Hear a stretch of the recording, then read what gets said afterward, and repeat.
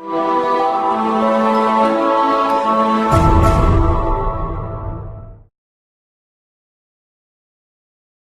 we're definitely looking at a positive growth in terms of green building certifications for commercial building segments. A lot of the key players, they're using local certifications like Green Chip. Some of them also adopt the standard from Singapore, Green Mark, and also a lot of them who are actually marketing their building to multinational stakeholders, they use LEED. So we're actually seeing very positive trend on this. It's slowly ramping up, and especially with the urbanizations and a lot of foreign investments coming into Indonesia, the office building growth is actually very high. For the multinational company, because they adopt the same standard practices worldwide, for them a certification actually helps to identify where the right building where they actually can have their employees to live and work there.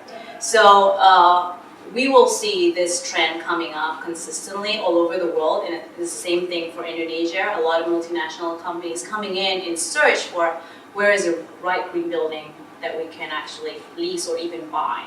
So for the local stakeholders, we're also seeing positive trends. A lot of the young generations, entrepreneurs are actually hopping onto this ladder as well because they see this as a differentiation value. It's also part of their commitment to social responsibility.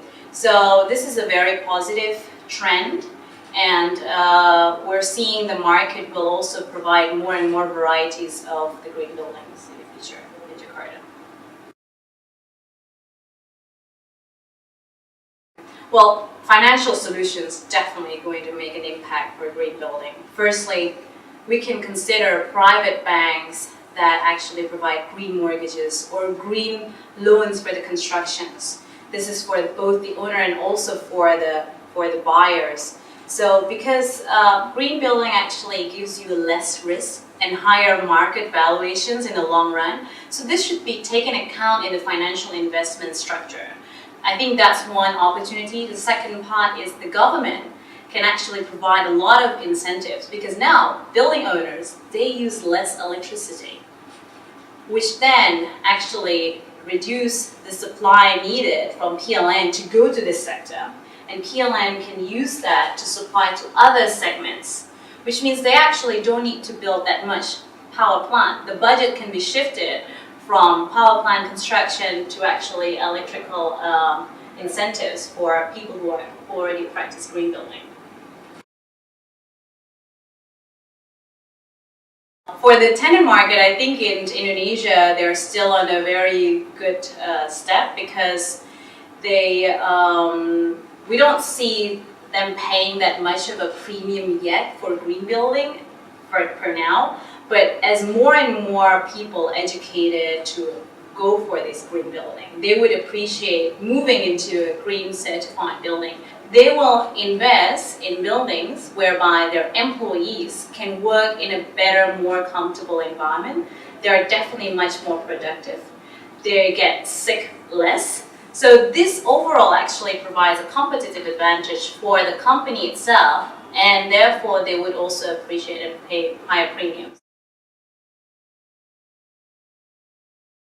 Not only the technology, what sort of construction method that you can use in green building, but most importantly is actually to align all the stakeholders in the very beginning. So we're trying to avoid silo thinking mechanism. We're trying to put everyone in a design charrette where the architect, the M&E consultant, the civil engineer consultant, the quantity surveyor, owner, and also the people who are going to occupy that space together with the contractor are sitting together.